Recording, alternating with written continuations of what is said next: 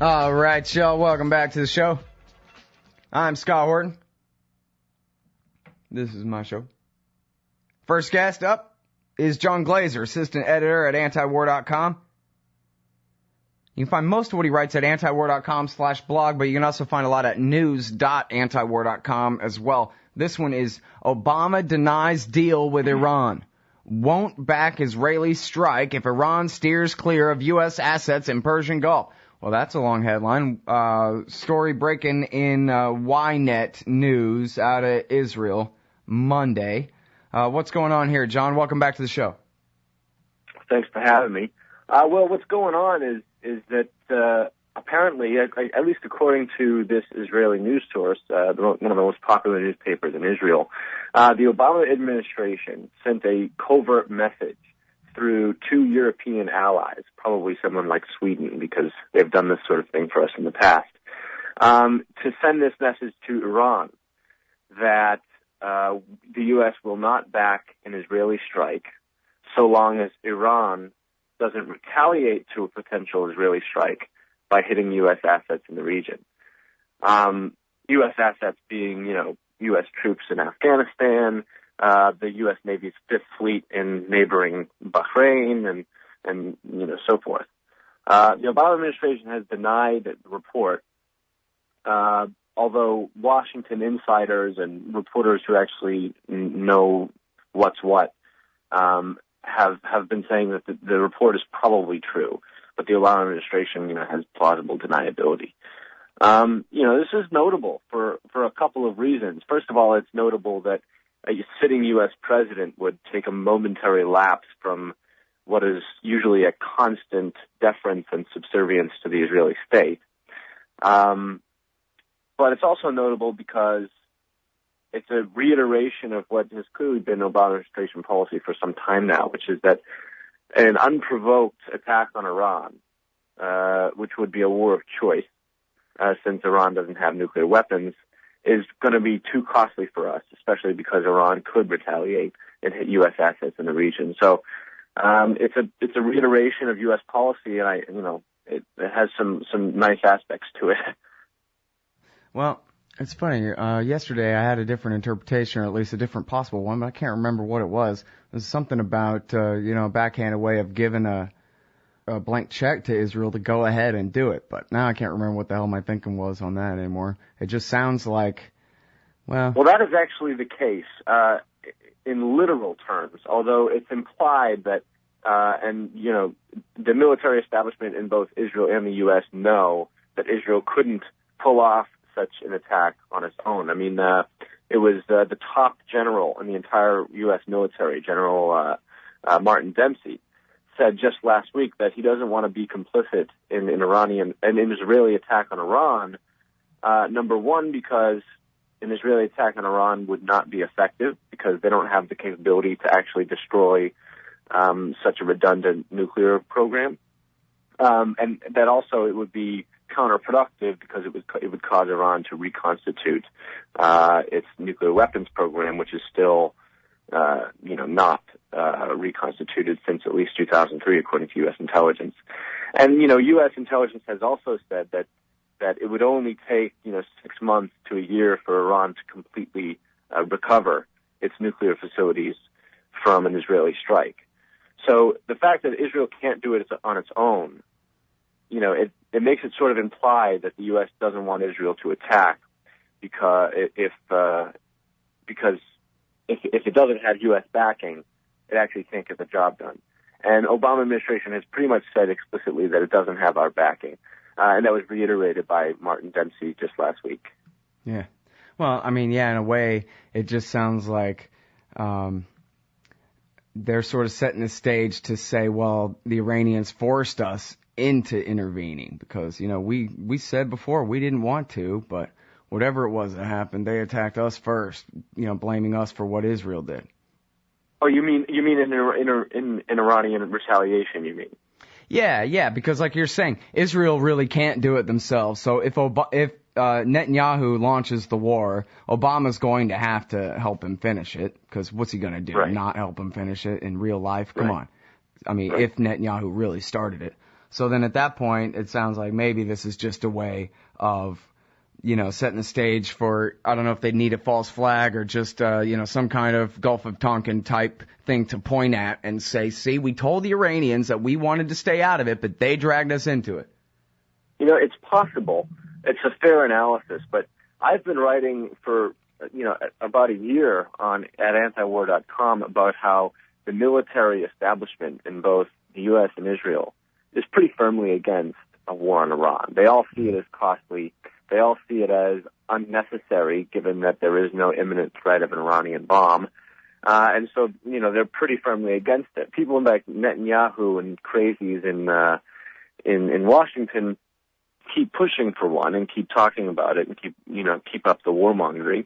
But the military establishment is pretty much against it. And I wouldn't sort of discount that. I mean, Obama probably prefers to maintain Middle East hegemony over a war of choice on Iran, given how destabilizing it would be. I mean, the United States can't really afford to do that. It's possible that Obama is being pragmatic here. That's not to praise Obama. I mean, for him to calculate that war should be held off because oil and hegemony are more important is really to have lost a piece of his humanity, because the immense cost of the immense human cost of war on Iran alone should cast it out of a rational person's consideration.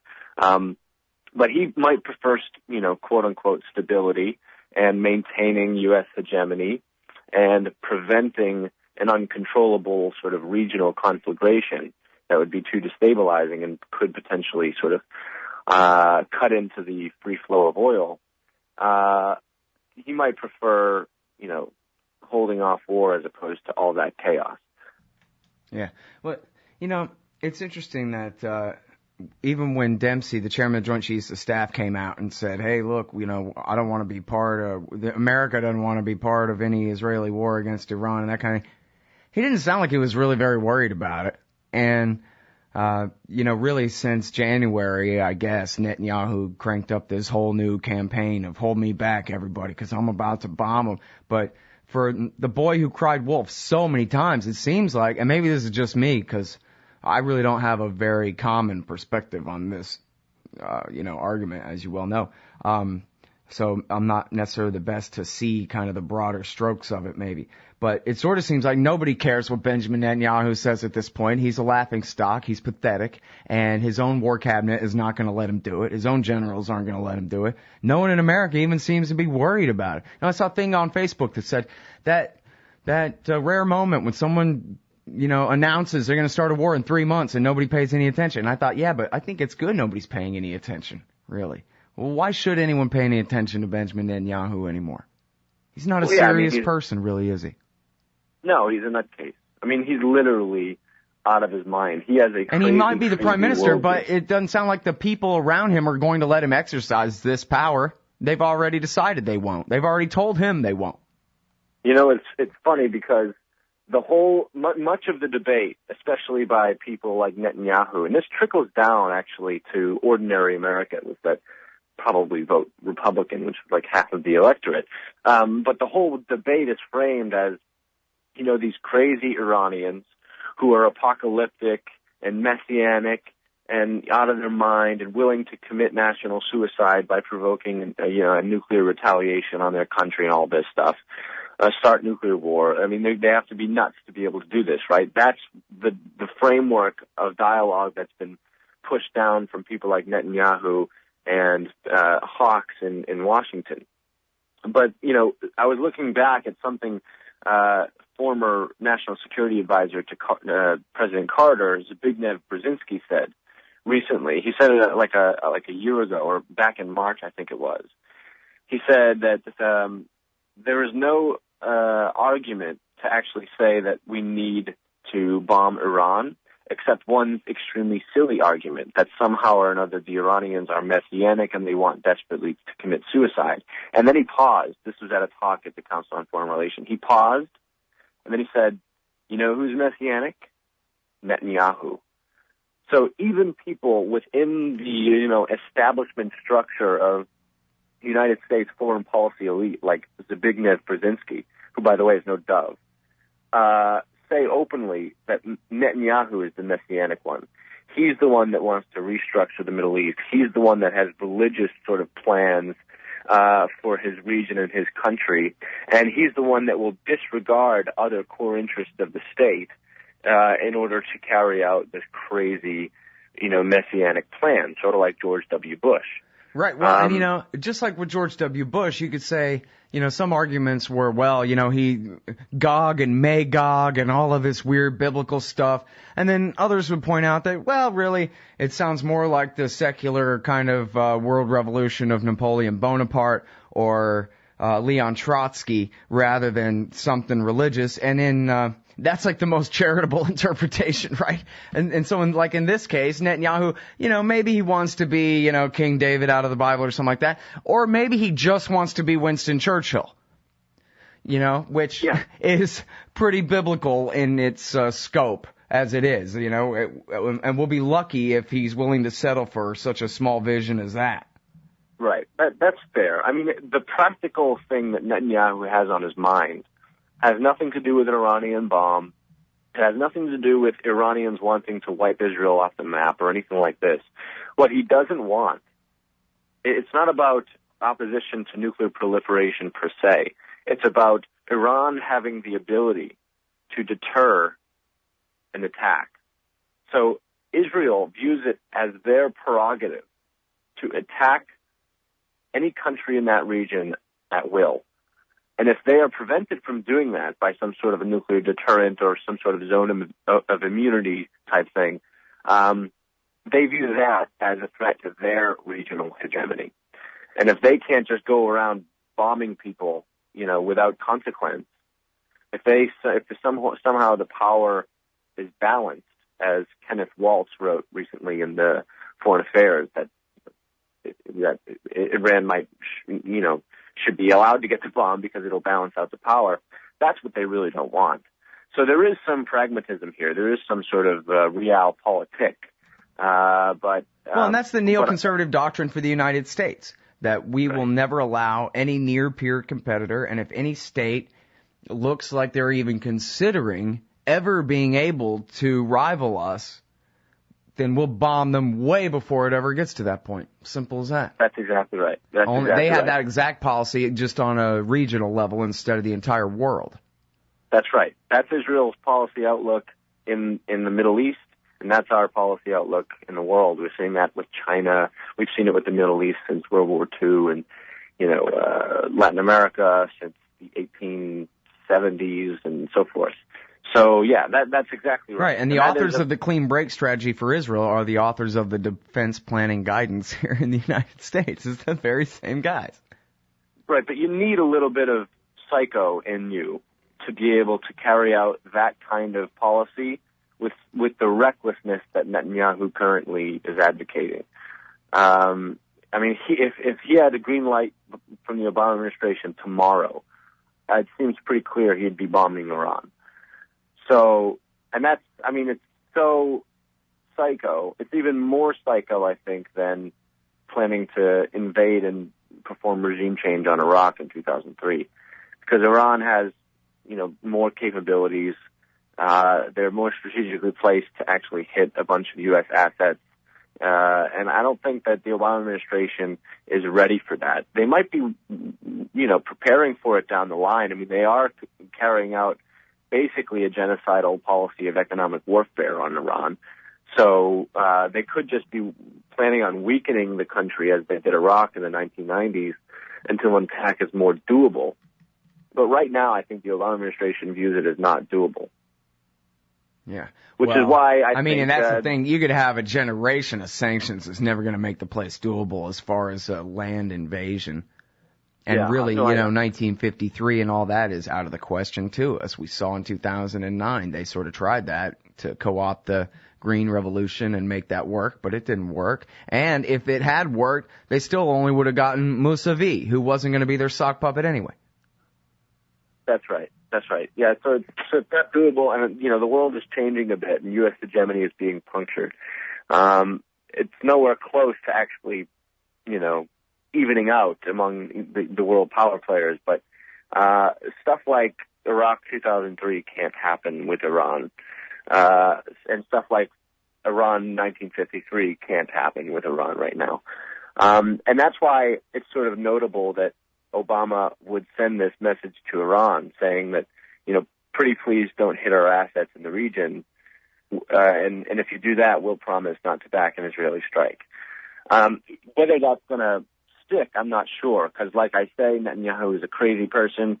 And as the leader of Hezbollah, Hassan Nasrallah, said just yesterday, he said, I'm quoting, "A decision has been taken to respond, and the response will be very great." He's talking about an Israeli attack. He said, if Israel targets Iran, America bears responsibility. So just because Obama asked really politely doesn't mean Iran will actually abide by that. And that follows with that's in line with a declassified war simulation that was run by the Pentagon earlier this year, which forecasted that, an Israeli strike would lead to a wider regional war. It could draw in the United States, immediately get at least, 200 to 300 Americans killed in Iran's retaliation and so on and so forth. So, they understand that the backlash could be huge, and they're not prepared to actually go for it right now. That's pretty brave talk for Hezbollah, saying that America would be held responsible by them, huh? Well, by Iran. He was talking in the context, he's Iranian-backed, but he also said that if Israel attacks Iran, we will bomb Israel. We'll rocket Israel. He said we don't have chemical weapons, but we'll target Israel's nuclear reactors. So that's a deterrent for Israel that he's trying to put out there, and he's also trying to say Iran is going to, target the United States if Israel bombs. So yeah. Of course, where'd they get all their bombs? Where'd they get all their F-16s? Where'd they get all their radars? Where'd they get all their everything? From America. And then if they use it against Iran, we get to say, hey, but that doesn't have anything to do with us? Yeah, right. Of course, that's exactly right. Not just weaponry, but the fact that we are such, constant supporters of Israel on the international scene and sort of diplomatically, anything they do is warranted because of what the United States gives them in support. So anything they do is just completely fine because it has United States backing. And they can't face any consequences for that. That runs through from the Israel-Palestine issues to Israel-Lebanon issues to Israel-Syria issues to Israel-Iran issues. Anything Israel do, it's rubber stamped by the United States because we give them $3 billion a year, all this weaponry, and constant support diplomatically in order to erase any of Israel's wrongdoings. So obviously, Israel and Hezbollah are warranted in saying that they'll hold America accountable if Israel decides to strike, because we're actually giving them the ability to do all this kind of nonsense. Yeah. Well, and as long as we're talking about stuff that I've been warning about on this show for 8 years or something. Also, all of our guys in Kuwait are hostages. All of our guys in Baghdad are hostages. All the State Department weenies hiding out in that big compound there. They're all around in hostages. All our 80,000 plus troops and all the mercenaries and all the do-gooders and everybody else in Afghanistan are all Iranian hostages. All of our assets in the Gulf, the Fifth Fleet, and all the rest of that, the Straits of Hormuz, and in fact the global economy are Iranian hostages. And never mind all of our little sock puppet dictatorships in the Caspian Basin and in Central Asia, where I don't really know the particulars. But I'd have to bet you, John, that the Iranian CIA's got more influence there than the American CIA does. And that if they want to kill some people and disrupt some things and, screw up America's sock puppet dictatorships like Islam Karimov in Uzbekistan or something like that, who knows? But I'm just betting they got the ability to do that. Why wouldn't they have developed that ability? That's all they got is asymmetric war. So how do you fight an empire? Well, I don't know. Shoot some of their sock puppets in the head, for example. It's not, you don't have to use that much imagination.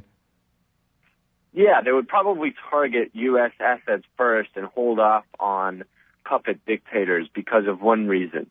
And don't discount the power of what we've seen in the Arab Spring. I think that one of the, restraining factors on the Obama administration is exactly that, attacking Iran would change the framework of, and change the sort of dialogue, and how people view the popular perception of the Arab Spring. So, right now, across the Middle East, and the Persian Gulf, there are popular movements, some not so popular, some minority, but there are movements to try and overthrow their governments, just like happened in Tunisia and Egypt.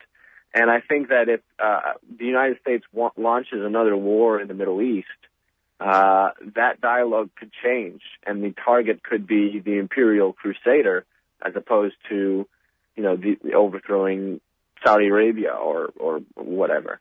And so I think that the United States doesn't discount that either. The backlash could be huge. I was reading a Senate Foreign Relations Committee report that was released back in June, and it said exactly this. It said that the challenge is to maintain imperial dominance over the region, but to avoid the messy backlash, quote unquote, and embarrassing support for human rights. The report acknowledged that previous deployments, military deployments in Saudi Arabia and Iraq generated violent local opposition, and by the way, wink, wink, Al-Qaeda. And so we don't want to get into that kind of garbage again. So they're looking to try and be the imperial overlord of the region, but do it sort of softly and not so overtly like another preemptive invasion of an unthreatening country like Iraq or Iran. Yeah, well, that's part of what the military is saying too, is that we don't really need all these lily pad bases. I mean, we can actually dominate the entire planet from Missouri, but right. Certainly we have Guam and Diego Garcia. That was what it's in David Vine's book. I forget, maybe it was a CIA report, but I think it was a military report looking toward the future, and it said by 2015 we could rule the whole planet from Guam and Diego Garcia. And I guess Missouri, too, and that means stealth bombers, long-range stealth bombers is what that means. What else do you need? Well. The ability to kill anyone as soon as you threaten to, right? What else do you need after that? That's right. Like, I'm going to kill you in like 15 minutes. Well, and the Obama administration is working so hard on this. They want to put conventional explosives on the tips of 3-stage intercontinental ballistic missiles, and maybe they'll start species-ending nuclear holocaust accidentally, or maybe they won't. But if not, that makes a great way to kill somebody within 29 minutes at least, anywhere in the world.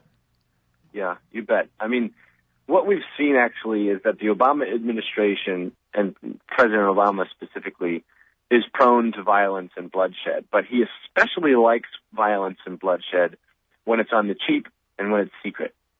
And so you can do it on the cheap. You can have imperial hegemony and kill anyone in 15 minutes on the cheap, and when it's secret, without having the traditional style empire in the Middle East. You can have drones, and you can have those special bases in Guam and Diego Garcia, from which jets can just bomb anyone at any time. And this is the way that things are going.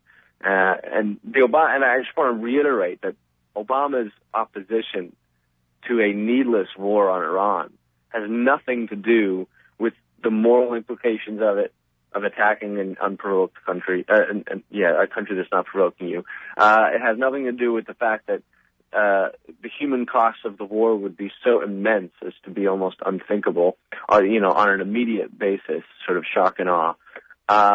It has to do with, we need to maintain our hegemony in the Middle East, so we can't go cowboying around, as the Bush administration did.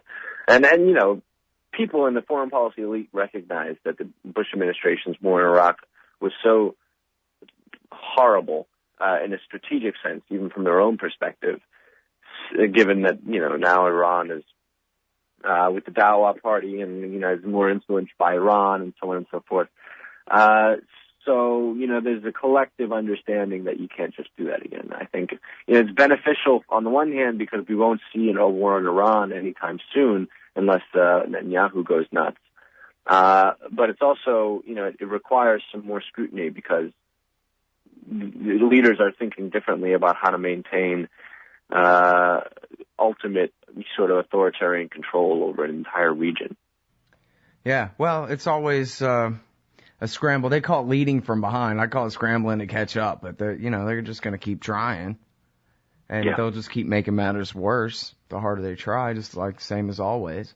It's really a great strategy. I forget. I'm sure Ludwig von Mises and all these geniuses have great terms for it all. But just the way government fails upward, especially in foreign policy, man, the bigger mess you make, the better it is for your department's longer-term budget future, Definitely.